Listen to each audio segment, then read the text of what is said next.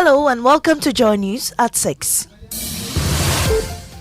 The news is live on Joy 99.7 and hits 103.9 FM in Accra, in Kumasi on Love 99.5 FM, and over 30 affiliates across Ghana's 16 regions, including Shine FM Akachi, Radio Max Takrade, and Ridge in Tamale. Get radio, TV, and online content on the myjoyonline.com interactive app for Android and iOS devices. This morning, peace brokers in the Boko conflict making strides in getting warring factions to negotiate as Interior Minister urges residents with information to volunteer it. So first we have civil society, Peace Council leading civil society, engaging them for peace, sustainable peace, and you will soon see in the coming days greater involvement. More as he reveals some arrests have been made in the immigration officer's death. Also, in our build-up to the NDC primaries, we put the focus on the battle between an uncle and a nephew for one slot. Central Farm Place, we need an MP who can mobilize resources and make things move. We don't need an MP who's going to sit in Parliament and wait for the salary to come in. In business, economist Professor William Boateng warns of an increase in tax avoidance as a result of recent tax measures introduced by government. More on the Joy Business Report. And much later in this bulletin. We explore artificial intelligence-generated music, revolutionary, forbidden, or a legal minefield. This and more coming up in this package. I am Maame Esi Thompson. Thanks for choosing us. The Interior Ministry says stakeholders are making strides in getting warring factions in the Boko conflict around the negotiation table. The progress comes after renewed clashes in February saw 10 people killed and some immigration officers shot dead in March. Mr. Derry, however, admits that the conflict is complex, requiring tact to deal with the factions. So first we have civil society, Peace Council leading civil society, engaging them for peace, sustainable peace, and you will soon see in the coming days that you see greater involvement with the people on the ground. For us, we want Ghana to be peaceful. But my dear, there's a complication in the case of the Boko. There are some criminal elements in it. When people go into a market and fire in the air for others to run away, these are not extremists.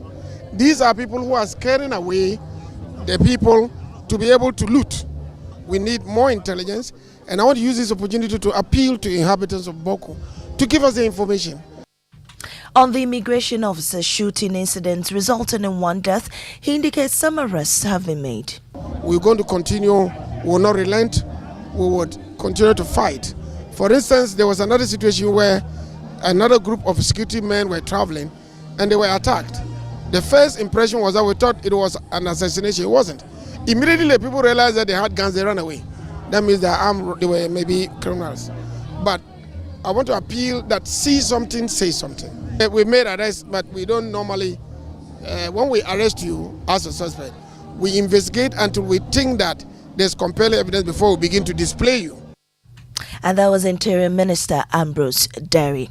Our police in the northern region have commenced investigations into a case of attack on radio show host by former NDC executive Sadiq Abubakar Garba with Dabong Radio was manhandled by the former Deputy Regional Communications Director of the NDC, Hadi Pagaza, while hosting a live show. Mr. Pagaza was captured by studio cameras holding the broadcaster by the neck and attempting to drag him out. In an interview with Joy News, program's manager of Dagbon Radio, Abubakar Sadiq, said the accused person is yet to honor the police's invitation. The reportage we did last night, this morning we had to visit the police again, and the indication is that they had actually invited him to report at 9. And then as of 9, he was nowhere to be found yet. He had not reported yet. Till even evening this night or this evening, we told that he said he was on his way there, but he has not yet reported yet. So we are hoping tomorrow what the police will, the information or the updates they will present to us tomorrow. Meanwhile, the Information Ministry has condemned the assault on the journalist. In a statement, the ministry called on the police service and relevant agencies to investigate and prosecute the perpetrators. Attacks on journalists, according to the statement, should not be countenanced. Away from that, the Ghana Water Company has warned of importation of water to serve consumers in parts of Kumasi if the level of encroachment at the Owabi Dam continues. Regional Chief Manager Hansen Mensah Akute says 15 out of 62 kilometers square of land area have been encroached. His concerns come as authorities of the Owabi Wildlife Sanctuary resist the erection of a wall by the local chief, which they say is in violation of government's buffer zone policy for the reserve. Love FM's Nana Boachi Yadom has more. The Ashanti Regional Production Manager Hansen Mensah Akute says 6 rivers have lost its flow continuity due to the encroachment, with one source of flow also polluted.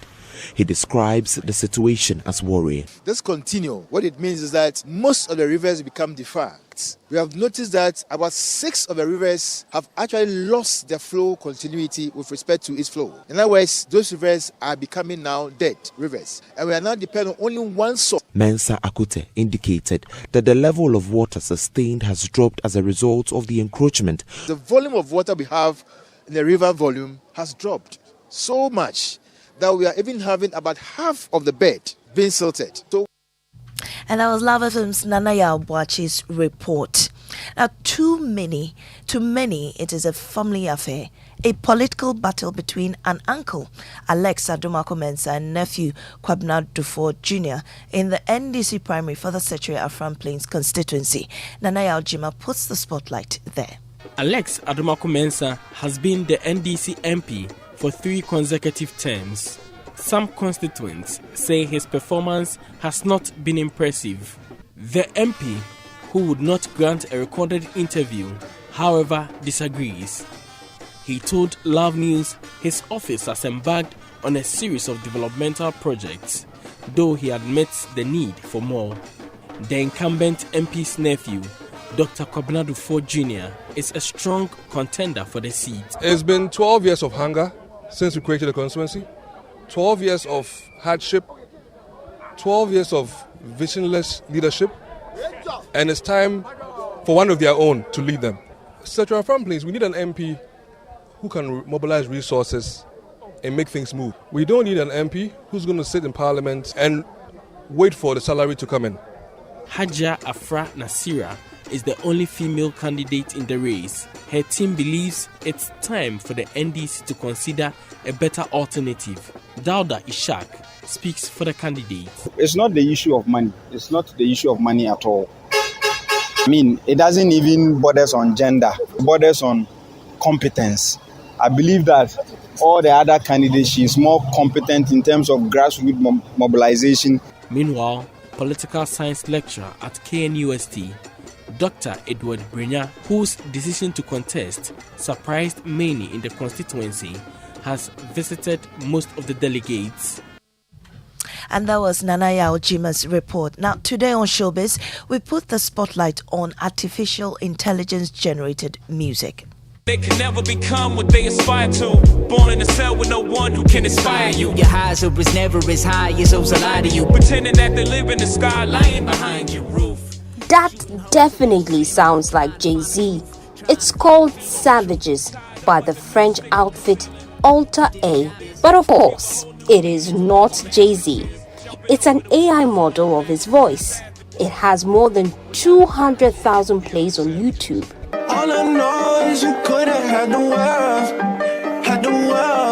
More recently, Heart on My Sleeve, an impressive AI-created Drake and The Weeknd collaboration, is another example of how technology can be used to create another version of what is not so real but sounds real. While some people find it very compelling, others are not pleased. Drake recently had cause to complain on social media. Global music company Universal Music Group has reportedly asked music streaming services, including Spotify and Apple Music, that platforms have a fundamental legal and ethical responsibility to prevent the use of their services in ways that harm artists. Well, AI music sure flips the conversation. That's all we have in this bulletin. You heard in our top story, peace brokers in the Boko conflict making strides in getting warring factions to negotiate as Interior Minister urges residents with information to volunteer it. Business is up next on the Super